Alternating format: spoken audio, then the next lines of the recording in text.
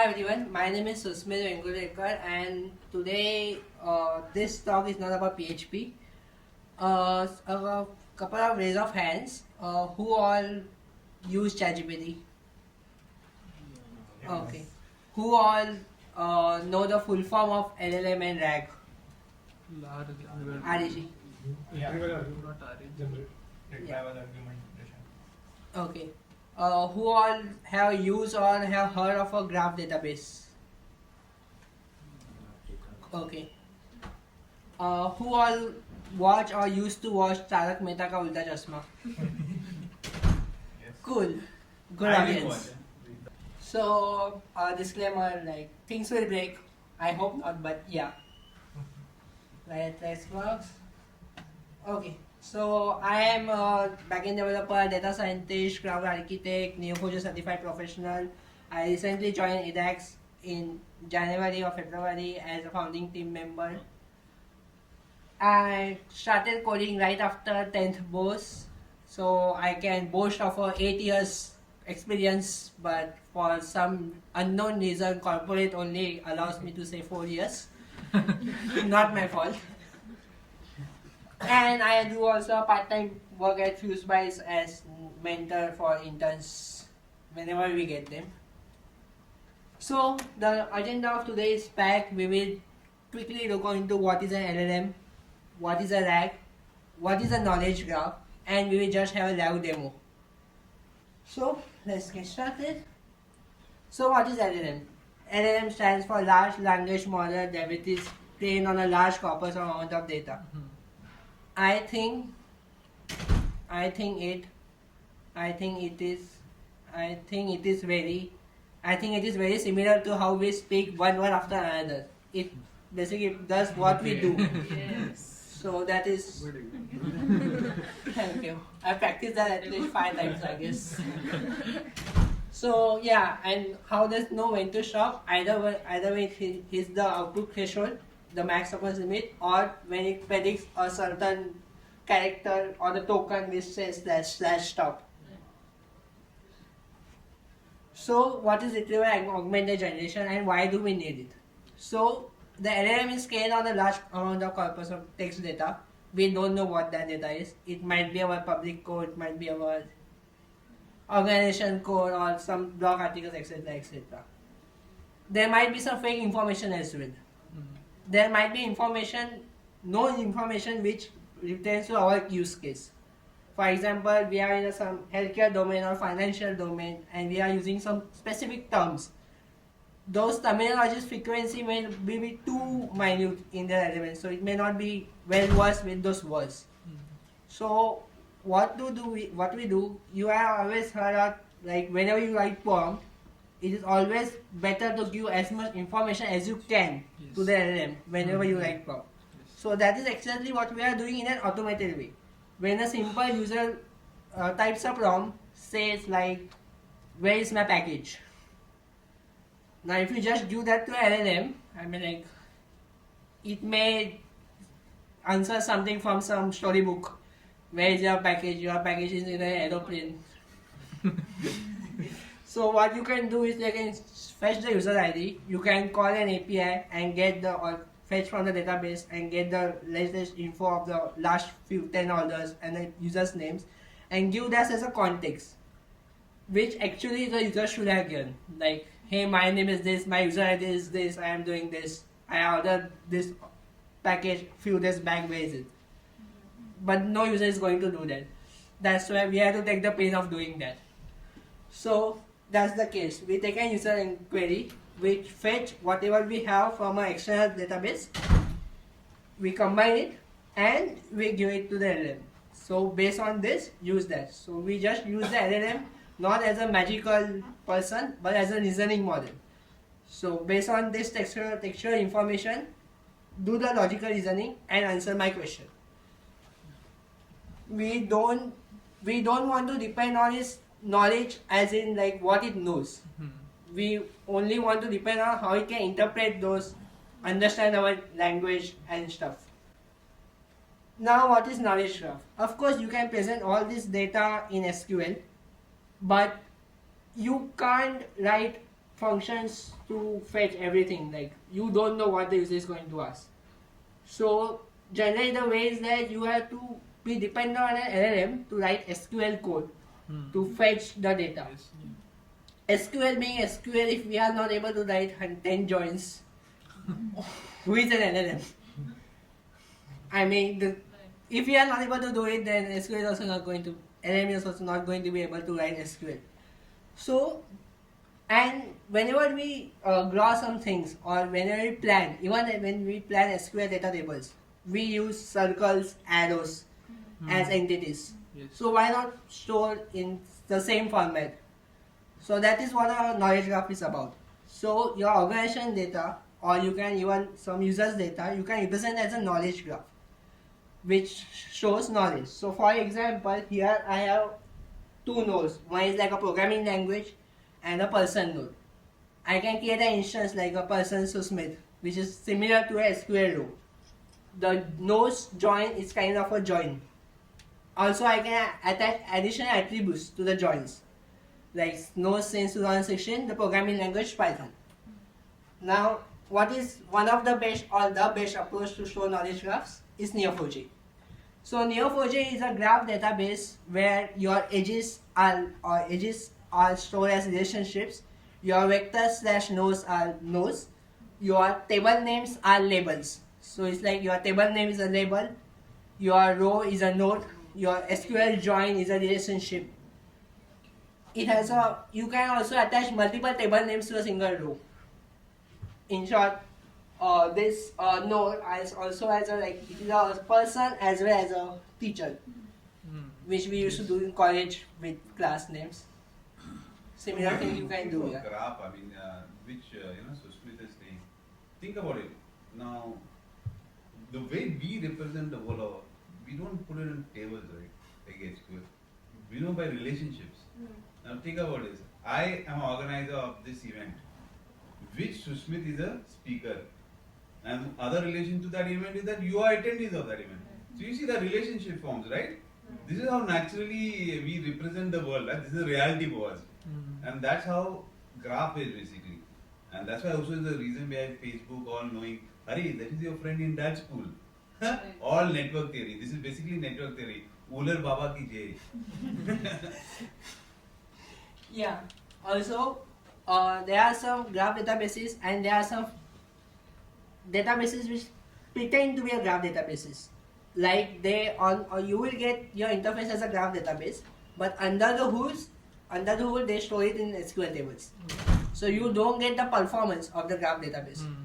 So what Neo4j does is it stores everything as a pointer on this. So your node, node will have a pointer to a structure which will basically have all the properties as well as all the relationships and to which node it is pointing to. So you can just jump, hop around. And also by default it stores only directed relationships, but you can kind of use them as undirected. Like when querying, you don't need to specify. For example, A follows B. So while creating, you can specify A follows B. But if you want to just get all the connections and don't want who initiated the follows, you could just say A -- B without the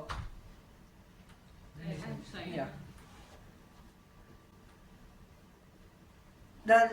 Using querying it is simple. Here SQL query, this is straight from the Neo4j documentation. Having 3 tables, I just want to find all the actors who are active in the movie matrix. This is much human readable. Less chance of syntax errors by the LLM, according to me. And yeah. You have to please your AI master. So here LLM we are using for RAG, the database we are using is the graph database. So let's say why we cannot store the vector embedded directly into the. So What's your question? Why we cannot directly store the vector embeddings which can just give us this data without doing the query layer? Like for Okay. LLM we use vector DB.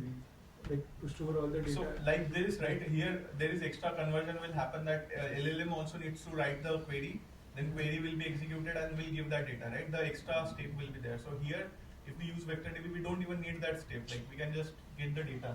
Okay, so to answer the audience question is that why do we need to write a code to get something when we can just use Extra. vector embedding? We convert the user's query into a vector, do a vector search, and do that to the Yes. LLM. So to answer your question, it will only work when you directly mention in the prompt something which can be easily answered.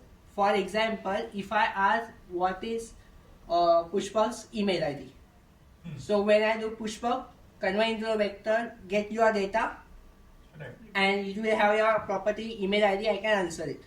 But if I say what is Pushpak's friend's email ID, The so relationship- I will get you, but then what?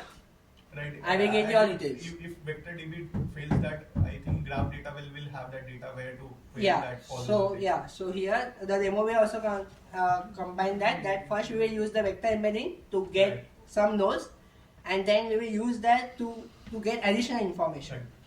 So it's like coming back to my user order case. When I say, hey, my user ID is this, where is my last order? So if I search by my username in a vector DB or my name, I will get my document, Right. but I won't get the orders directly in that. And yeah, in Cypher, basically Cypher is the query language by which you can do. It's like SQLs. And it is simple. Like this is a complicated query which I wrote as a freelancer for a company based in US for a recommendation system, like, without using much MLDL. They wanted a simple recommendation system where they wanted to recommend users like you might want to be friends with. What it does is the simple. It checks who are you connected with,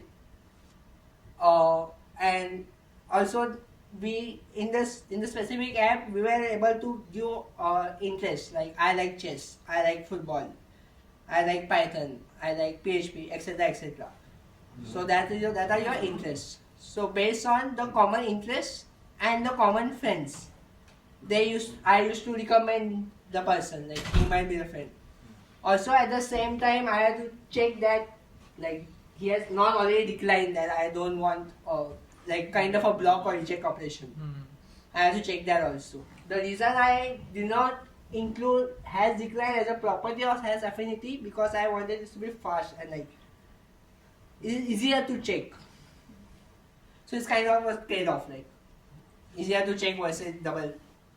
So yeah, so I can't even imagine what will be the SQL query for this if you want to. Yeah. Is it similar to user based collaborative filtering like that? Yeah. Is it? Yeah, like that it only? is. It is like So collaborative in fact- filtering for users, and for interest it is content-based filtering. Okay. So it is a combination. Recommendation engine are either MLDL based or a hybrid approach between content-based filtering and collaborative user filtering. Okay. So in Python, if I have to write the entire code, right? Like using pandas, numpy, and all that. So in this scenario, I don't have to do anything. Like just run the query and I'll get that. Yeah. So here what I'm saying that I have a user, which is my current user, having the user ID 1. I want to get all the interest of that user. Like my user has interest in this interest.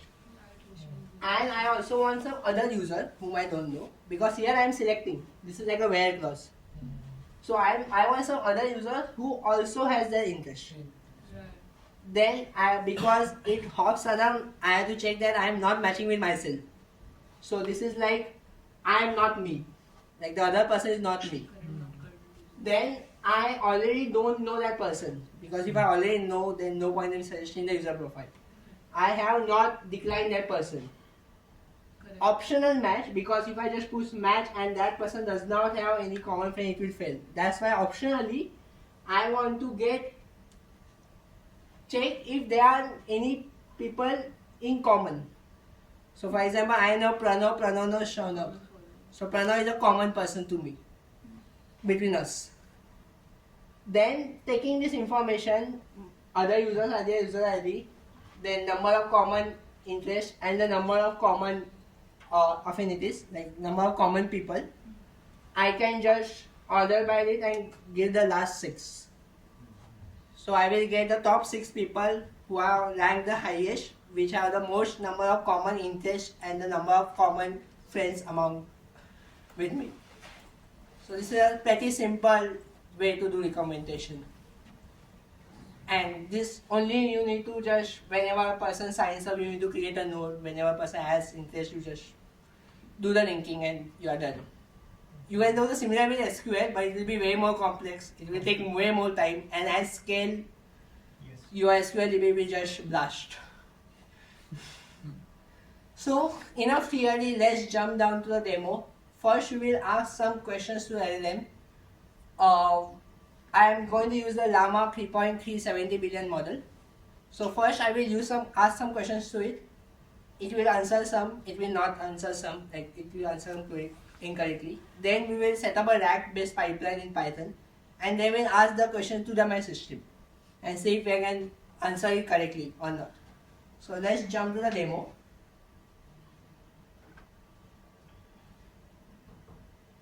So I have a GitHub repo here, and I have a list of questions.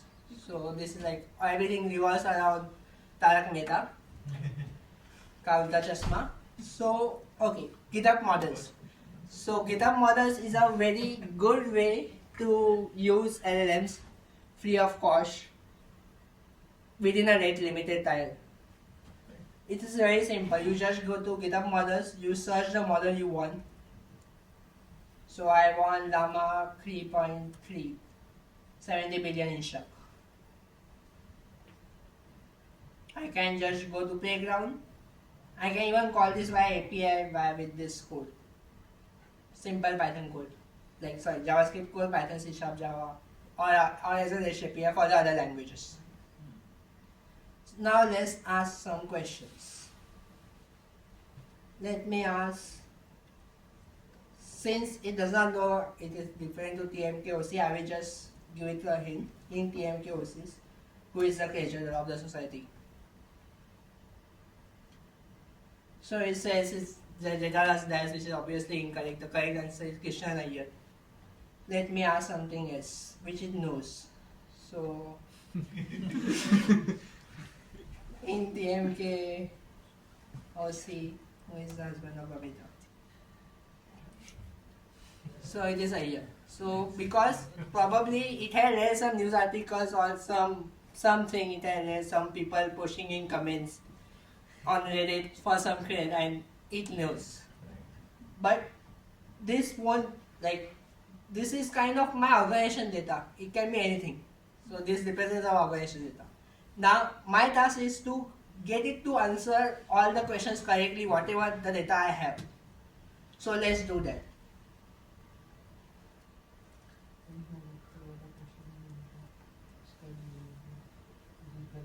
So first what we will do is like we will set up, okay, first I'm using Neo4j my local. You can either use Neo4j local, you can use a cloud-based service named as AuraDB, which is a graph database on cloud by the founders of Neo4j, like Neo4j itself. Or you can use some other cloud provider. I'm using on my local using Docker. This is the credentials, and I am doing the volume mapping for persistence. Okay. No.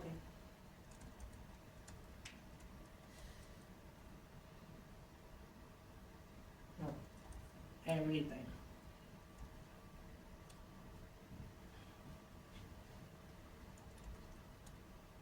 Okay, so Docker is running. The first thing I have to do is I have to set up my knowledge graph. So let's do that. Create KG. So here what I am doing, I am using Neo model, which is a library which is kind of like ORM. It is like Object Graph Mapper, so OGM. Here basically for each group that exists, I am creating nodes of groups. Let me first show the models I have. I have the company, group, has community member is a relationship, a person and a society. So this is all my knowledge graph will have. So this is like the group names. This is Gadai Electronics Company. This is Jeta's family. This is other family. Then Hathi family, etc., etc., etc., and all the relationships. So I can just go by kg. Let's view this graph. I will simply go to my readme. I will share the GitHub repo later, the link to it, so you can easily view it. To view the, I have to open this, localhost, if I'm not wrong, 7474. Yeah. What are the connections? It is Neo4j and Neo4j 123.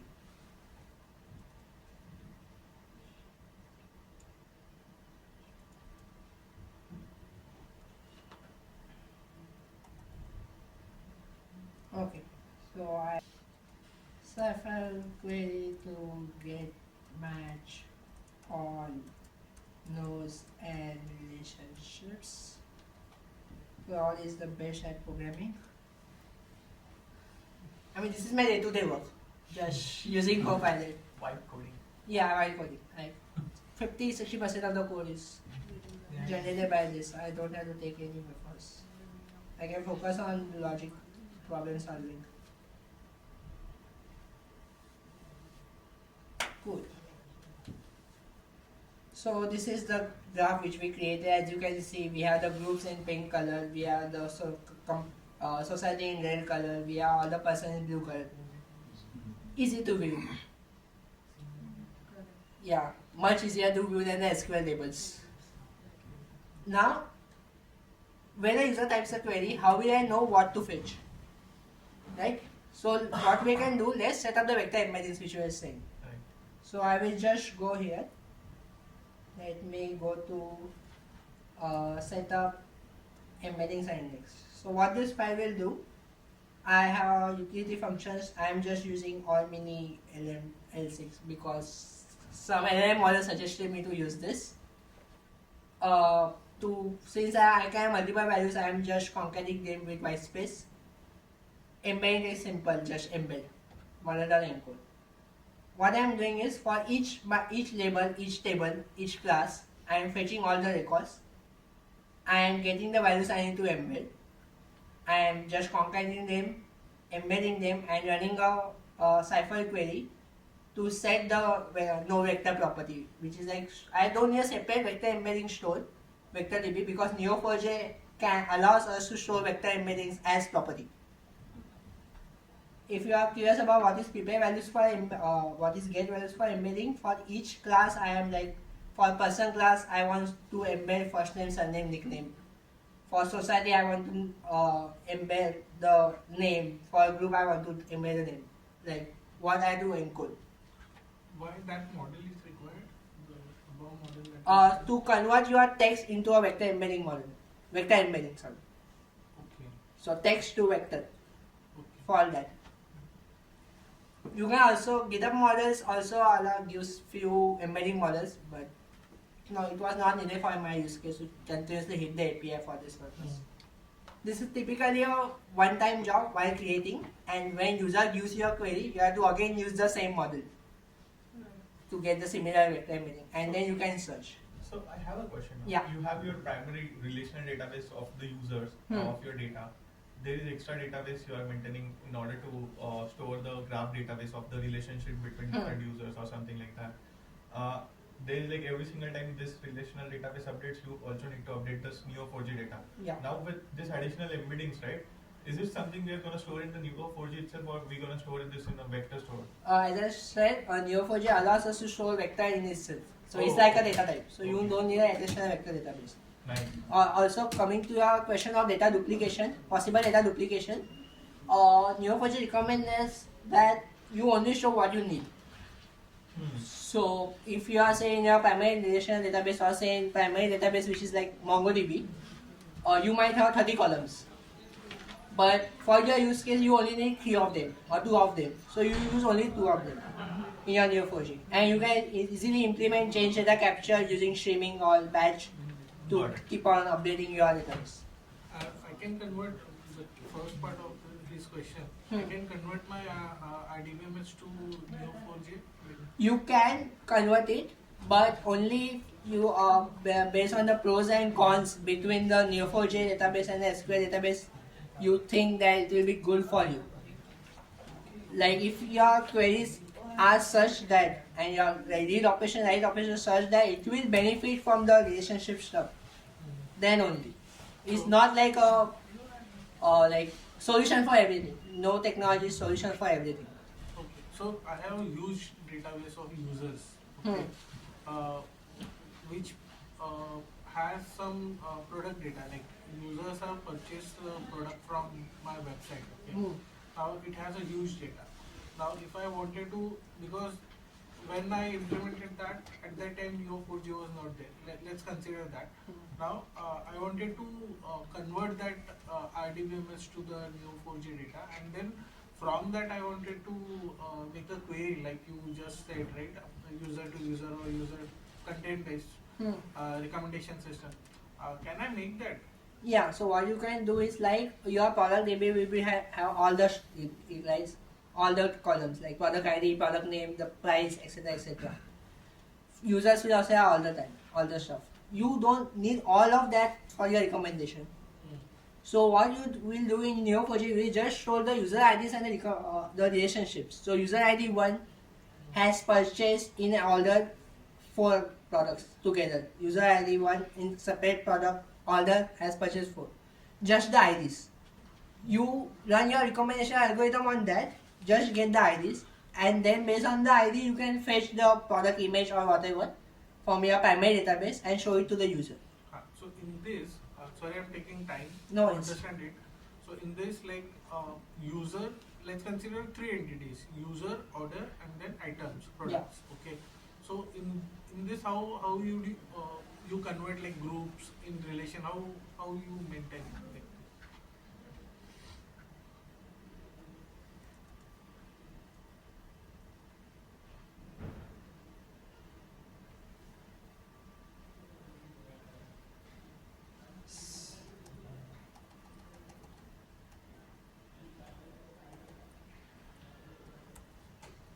This was an example I used for like we have a user of 2 orders. In one of the orders here use nachos and pizza, in another orders all 3. So such that you can do things and you have to avoid computations again and again.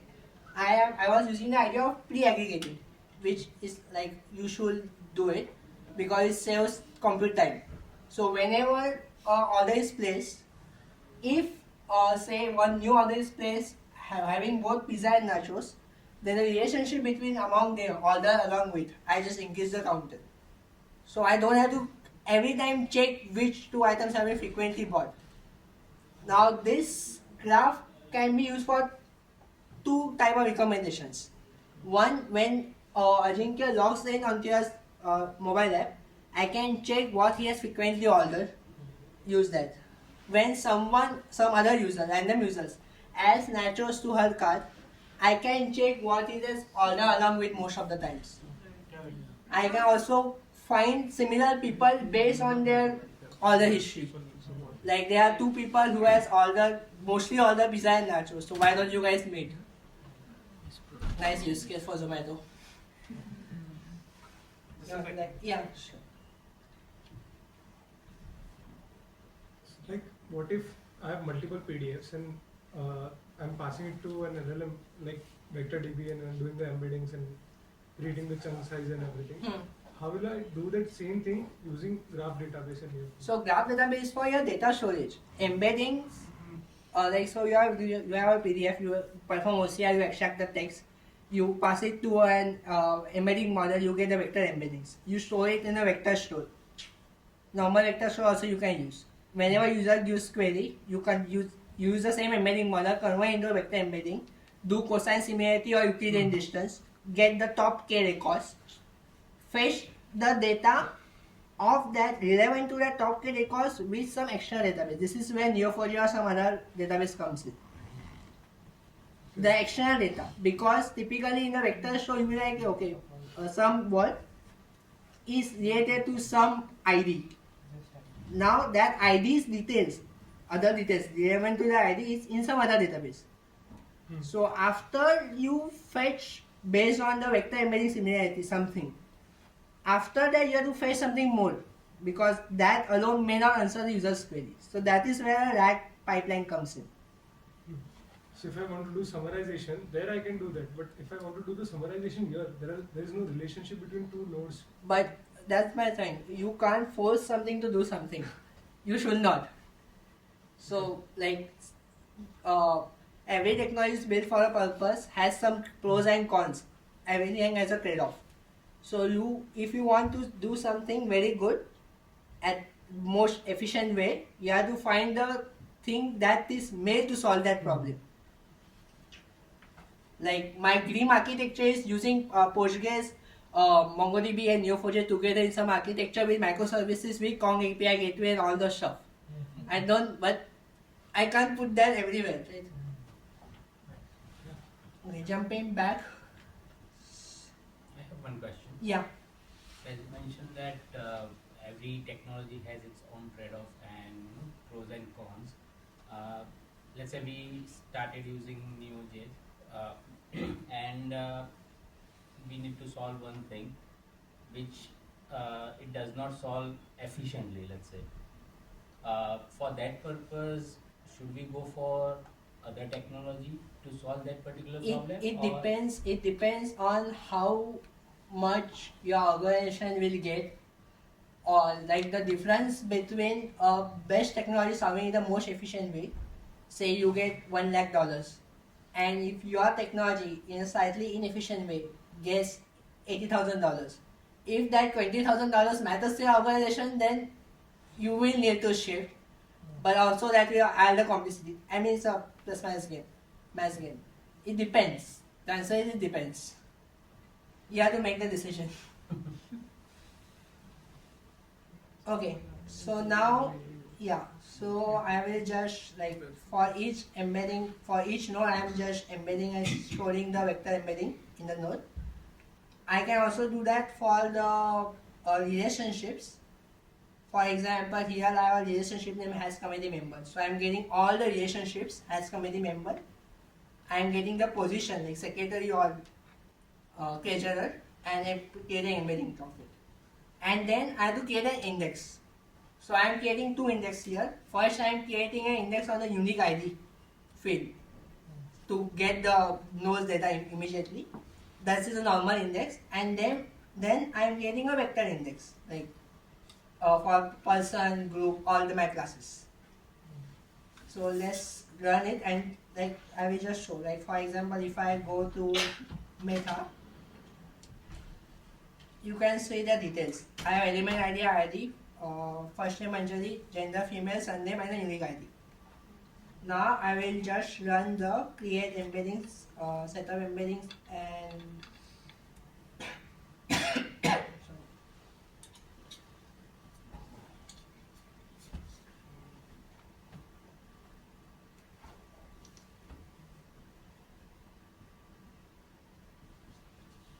yeah, let me run this query again.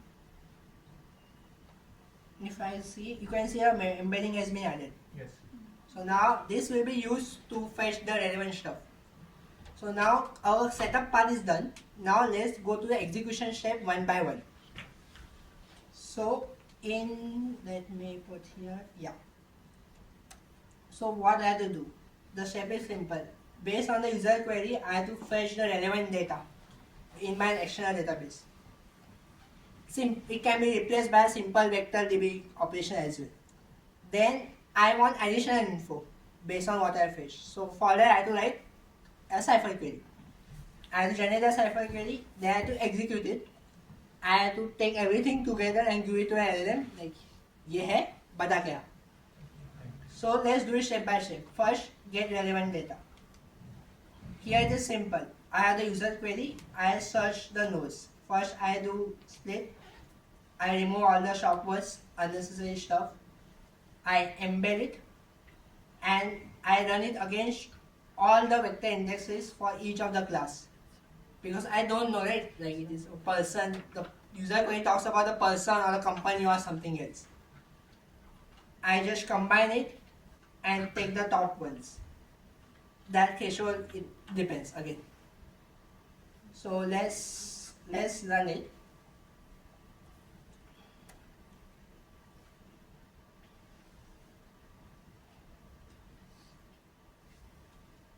Yeah, let's type the question.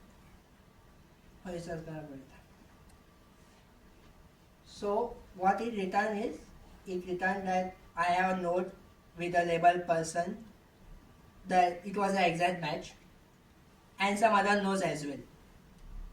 It depends upon the vector embedding similarity, what you will get written. Like if I send something for this, like who is the treasurer? As you can see, founder has committee member. Now I don't have to do the exact match. For example, if I do, say, I don't know what is taking so much. Yeah, I haven't tried this, but yeah, it still finds it has committee member. This thing you won't get with an exact match via normal lookup. Let me run this again. So my rest of the demo does not get affected.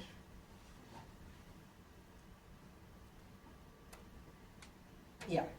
So why I did this, because earlier I was copy pasting the response and putting into manually into the Python code, but then I got fed up. So here now whatever the result, I am updating a JSON value, and I am using that value JSON file for other parts.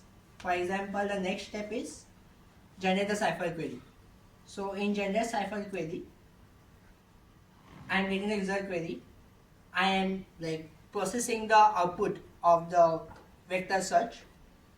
I am giving it my the schema. Like I have to tell the LLM, right, what is my schema of my database. Like what are the properties I have, what are the labels, what are the relationships, what are the properties associated with the relationships, what are the indexes, etc. Because it can't know by itself.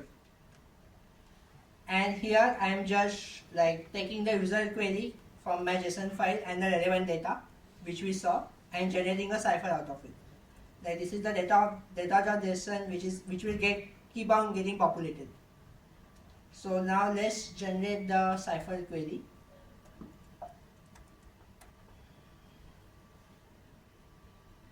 So here I am using GitHub models with the Azure AI Inference SDK. I am using the Llama 3.3 70 billion model.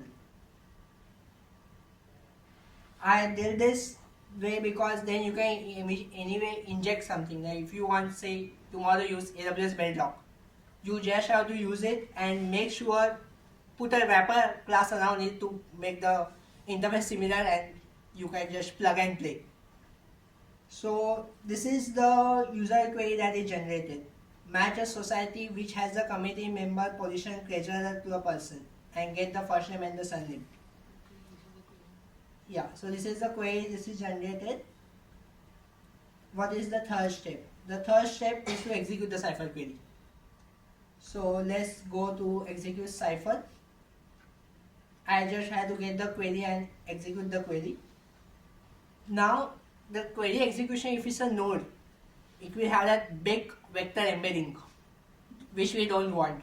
So I'm just removing that because I don't want to pass that embedding to the LLM. I mean, no point, it's just gibberish for the LLM. It's gibberish for us, it's gibberish for the LLM.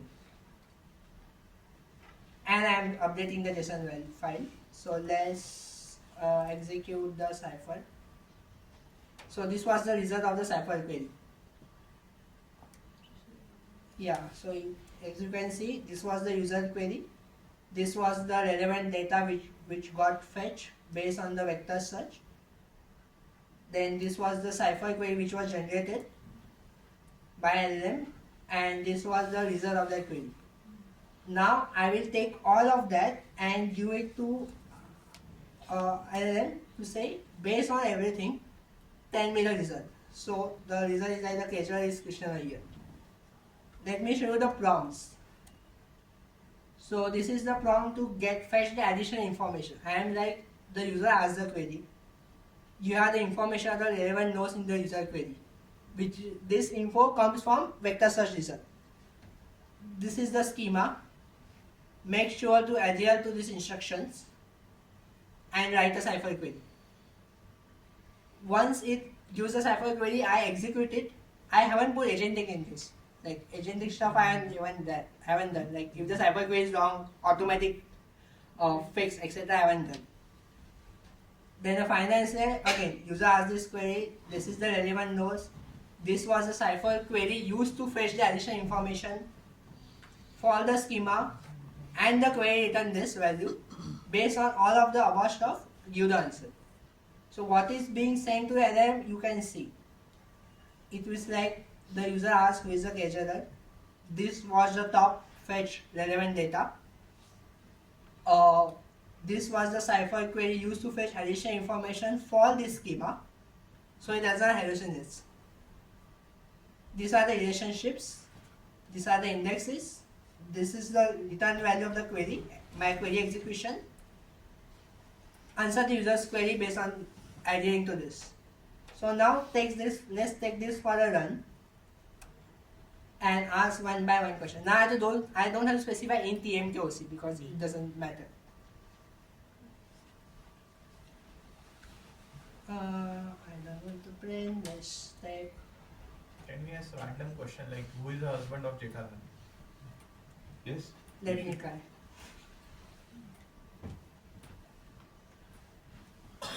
You can please sit here. It is bus, Baba. We made provision for your. This is only for buffer, overflow ke liye. Please. Please. I insist.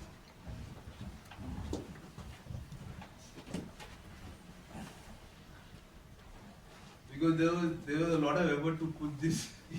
Those are not there. Instead, they'll say why we came in the morning, the housekeeping stuff. So as you can see, since it knows the query which was written and it knows the return value, it knows that it knows all the facts, so it will not hallucinate. So it clearly says the husband of Daya Jeta Basinda, the answer is male, does not have a husband. However, based on the so since Jeta is a male, Daya is his wife, not husband. Therefore, yeah.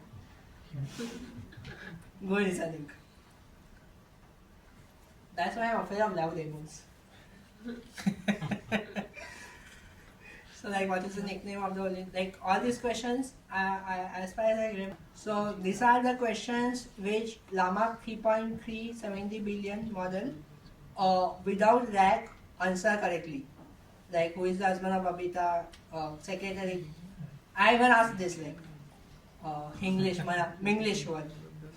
Then who is the caterer? But who is the caterer and what is the nickname of Bidu's wife is sometimes answer, sometimes answer incorrectly. So if I put this to my system for a test. Bidu's wife. So Bidu is like the nickname of Atman and Bide. So it is like Madhu, which is the correct version. But if I directly ask the Rama 3.370 billion, don't work. Yeah. Sometimes it works, sometimes it doesn't work. Can you specify TKM? Oh yeah.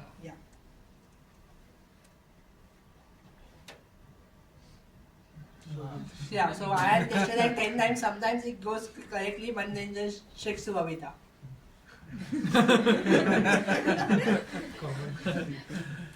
So yeah, so that's the demo. Anyone has any other question? I am confident about my system. Okay, let's proceed. Who is the son of Tapu? Who is the son of Tapu? Okay. Everybody is now becoming expert. So I think we are doing this evaluation based development. It will answer correct, I guess, because that is the same pattern, right? Question. So how did you feed it the data? I mean, the scripts and all, or like? Using script. If it doesn't have answer, it will just say that I don't have the Yeah. Like let's do one thing. Let's put this to test to direct Lava 3.370 billion with in TMKOC, who is the son of Raku. And he's the son of Anjali Mehta and Tarak Mehta. He just has a sentence. That's the person you, because most of you would have read the news that some person visited a company's website and asked a chatbot, hey, something went wrong with my product, can I get a refund? And that chatbot hallucinated a refund policy. That yeah, you can get, we have this policy, just approach this, tell this, you will get this. He went to the store, like the office, and said, give me my refund. They said, no, we don't have such refund policy. Then he went to the consumer court. Consumer court said, hey, boss, this is your website. Everything on your website, this chatbot, no matter what model it uses, it said you have the refund policy. We don't care. It's as good as the FAQ on your website. We don't care how it is generated. Give the refund. Now imagine if it turns out that the person had fidel some try to do LLM hacking or something. I mean, we don't know, right? It can like randomly answer thing. Can we just lower the temperature and see? I'm just like curious. Yeah, 2. Let's say 0.1. Yeah. And same question. Yeah. So like it might answer different. But just, Hello. Hello. yeah. My bad. Unirag. Okay. So yeah, we can connect. You can sign. You can scan this QR code. This will redirect to a GitHub Pages website, which has my portfolio. 99% created by LLM.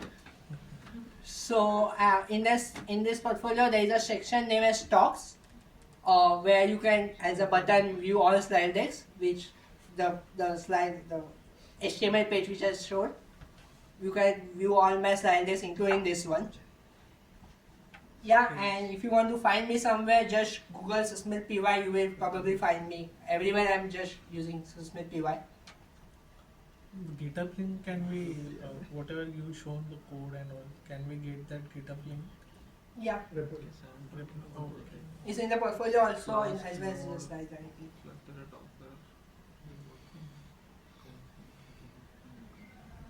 Also, to add to stuff, for now here, this had LLM was used in 2 instances. First, to write the cipher query, and second, to do the logical reasoning based on the information provided. Here, I was just using Llama 3.370 billion. Typically, you don't want to do that. Typically, say for each task, there are different models which are very good at that. For example, Claude 3.5 Sonnet is currently the best in the coding. So typically, when you want to write the code, you use that. Sometimes you don't want a large model for a super small task. If you are paying someone, which you probably are, then why waste your money? ये thank you पे आ गया ये तो खत्म भी हो गया So why waste money, right? So that at that time you can use you can use small language models. Like I tried this with Mistral model, I guess 2 billion something, but that did not work. So yeah, thank you guys. Any question? Confirmation में नहीं Any more question you want to ask? Confirmation में तो try करना पहले आ रहा है What AI agents you use? who's Panikar Different AI AI agents. AI Anjali agents you Panikar. use currently. Here I am not using any agent framework. Not here. We use as an agentic framework. We use not much. Yes, we are made our own, coded our own stuff. So like, तुम बहुत late how है can we compare ना this तुम लोग graph confirmation database में with थे line graph, the nodes and edges what we create?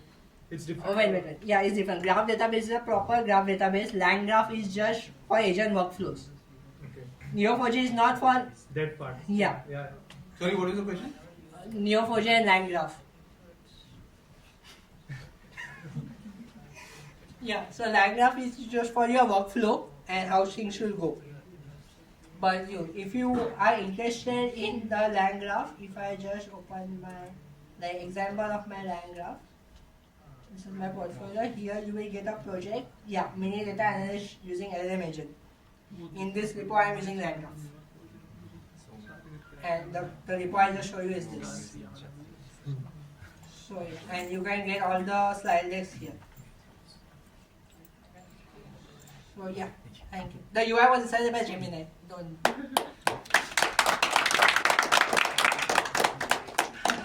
So you given a TLDR version of